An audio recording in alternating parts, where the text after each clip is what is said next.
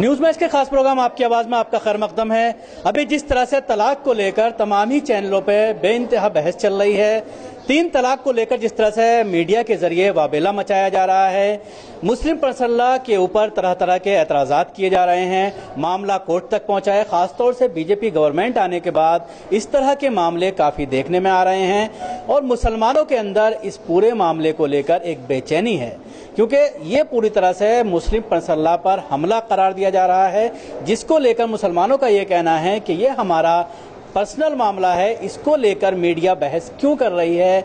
तो इस सारी चीज़ों पर बात करने के लिए, क्योंकि मामला ख्वातीन से जुड़ा हुआ है, हमारे साथ काफ़ी तादाद में ख्वातीन हैं, हम उनसे बात करेंगे इस पूरे मामले को लेकर उनका क्या कहना है, क्या व्यू है 3 तलाक को लेकर। 3 तलाक को लेकर बस मैं इतना ही कहना चाहूँगी कि मैं कोई बहुत बड़ी आलिम नहीं हूँ, अदरवाइज मैं आपको शायद बहुत अच्छी तरह रेफरेंस देके समझा सकती थी। एक नॉर्मल लिविंग वुमन हूँ।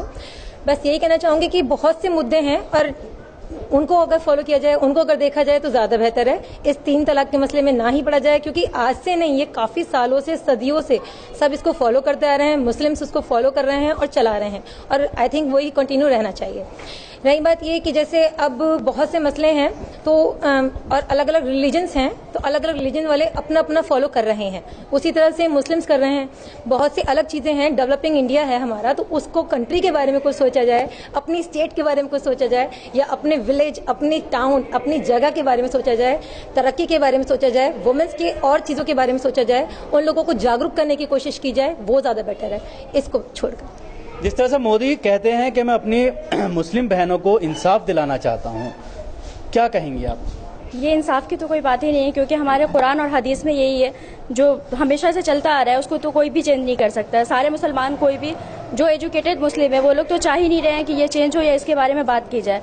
जब से ये बीजेपी सरकार जब से आई है, तब से इन बातों को ज्यादा उछाले जा रहे हैं और इस पर डिस्कस हो रहा है, हर जगह डिबेट हो रहा है, पर ये होना नहीं चाहिए था, क्योंकि ये हम लोग नहीं चाहते हैं, जितने मुसलमान हैं वो लोग नहीं चाहते हैं। और अलग से बहुत सारा मसला है जो आप कर सकते हो, एजुकेशन अच्छा कर सकते हो, और जो लड़के हैं उनकी पढ़ाई वगैरह पे या फिर शादी वगैरह पे, बहुत जगह शादी को लेकर के प्रॉब्लम होता है, शादी नहीं हो पाती है, तो उन सब को लेकर के आप चलो, गलत काम लोग करते हैं, जितनी लड़कियां हैं गलत तरीके से पैसा लाती हैं, उसके बाद खाती पकाती हैं, जो भी करती हैं, तो वो सब पे आप ध्यान दो, ना कि जो है ना इस पे तलाक वाले मामले पे करो। वो अपना पहले से शुरू से आता है, जैसे हो रहा है वैसे ही होता रहेगा, उससे हम लोग को कोई शिकायत नहीं है। क्या कहेंगी जब बार बार इस पूरे मामले को उछाला जा रहा है, खासतौर से मीडिया में? अगर आप शाम को आप देखती हैं, किसी भी चैनल को आप खोलेंगी तो वहां पर सिर्फ तलाक के ऊपर बहस चल रही है।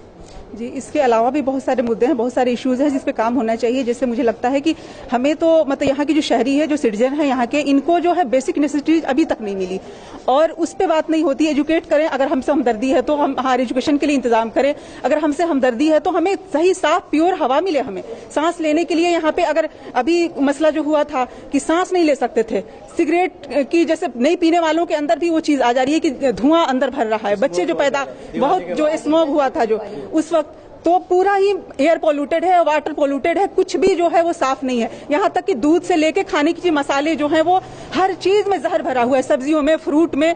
हम खाने पीने को तरस रहे हैं, मतलब अच्छी चीज हमें नहीं मिल रही है, ना सांस लेने को हवा अच्छी मिल रही है, और बाकी इश्यूज को उठाया जा रहा है। क्या जबरदस्ती इस तरह के मसलों में उलझा के रखना चाहती है सरकार? बिल्कुल, ये जो चीज है ये बिल्कुल गलत है, बिल्कुल ही गलत है। अब इसके पीछे क्या मोटिव्स हैं वो तो बिल्कुल साफ दिख रहे हैं कि अगर हमसे हमदर्दी, किसी से भी, इंसान से, मुसलमानों से सिर्फ नहीं, हर इंसान से अगर हमदर्दी, इंसानियत के नाते इन तमाम चीजों का इंतजाम होना चाहिए कि एयर जो है वो साफ हो, जो हम जहाँ जो खा रहे हैं वो जो चीजें वो हमारे लिए साफ सुथरी मिले।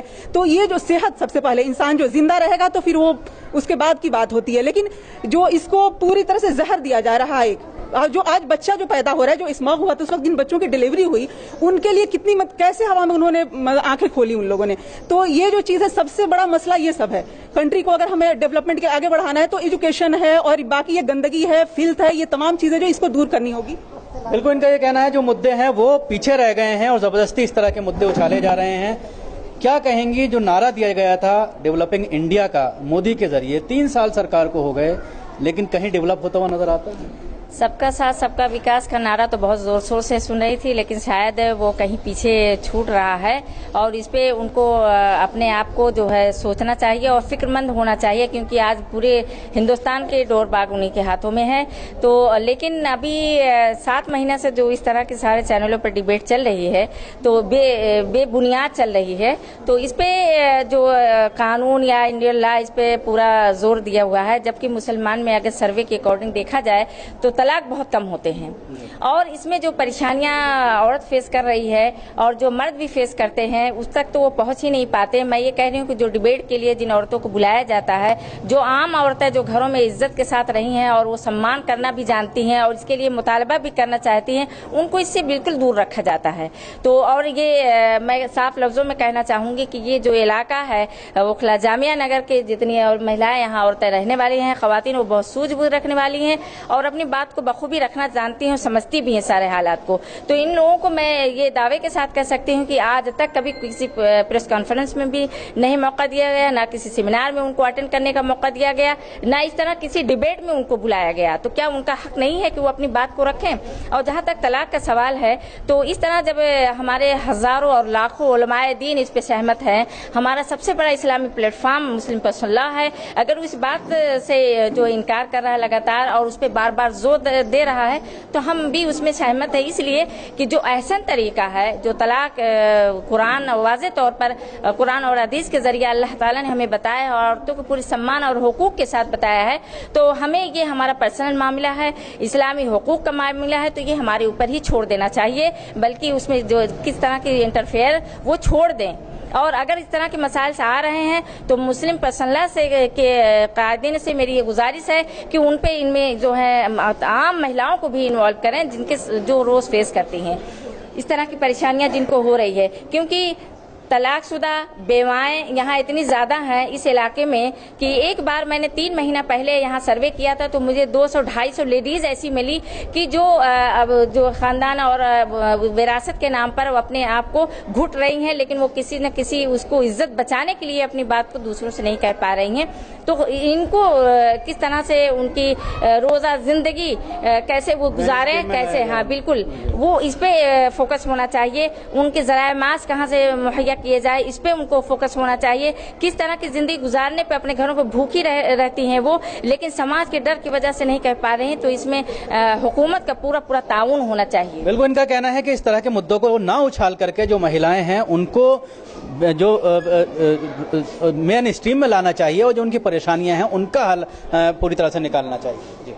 जी, मैं ये कहना चाहूँगी कि ये जो मोदी बार बार मुस्लिम लॉ, पर्सनल लॉ को लेकर के उठाना चाह रहे हैं मुद्दा, ये जो, क्योंकि और भी मुद्दे हैं उनके ऊपर ध्यान देना चाहिए, उन्हें उनके ऊपर ना ध्यान देकर बार बार ये मुस्लिम पर्सनल लॉ बार बार इसी मुद्दे को उठा रहे हैं। तो अगर देखा जाए तो मुसलमानों से ज़्यादा नॉन मुस्लिम में 12% विडो हैं जो बेवाएँ हैं, और भी नॉन मुस्लिम में बहुत ज़्यादा बेवाएँ हैं, तलाकशुदा हैं जो। लेकिन अगर औरतों से सच में हमदर्दी है तो पूरे में पूरे सारे मजहब की औरतों से हमदर्दी जताना, ना कि सिर्फ मुसलमान औरतों से हमदर्दी जतानी। मैं सिर्फ ये कहना चाहूँगी कि जो एक इशू चल रहा है कि तलाक, आई थिंक हमारे जितने भी उलमा इकराम हैं, इन्होंने अलग अलग बातें कही कि तलाक पे ये है।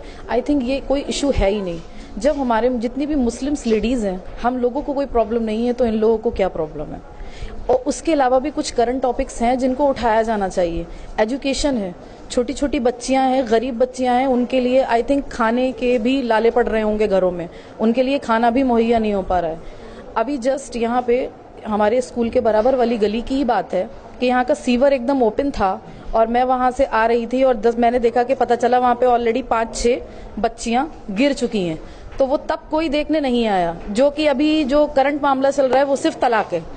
आई थिंक उसे पहले देखा जाना चाहिए था कि भाई यहाँ पे क्या हुआ है, कैसे हुआ है, हम इसका निपटारा कैसे करें।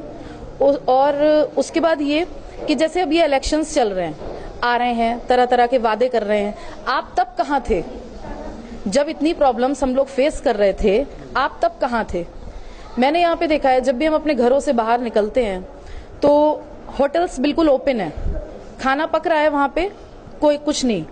आप पैकेट्स पे जो हमारे खाने के पैकेट्स आते हैं उन पे आप ISI मार्क लगा के भेजते हो, फ्रेश खाना हम लोगों को मिल रहा है, वो क्या है?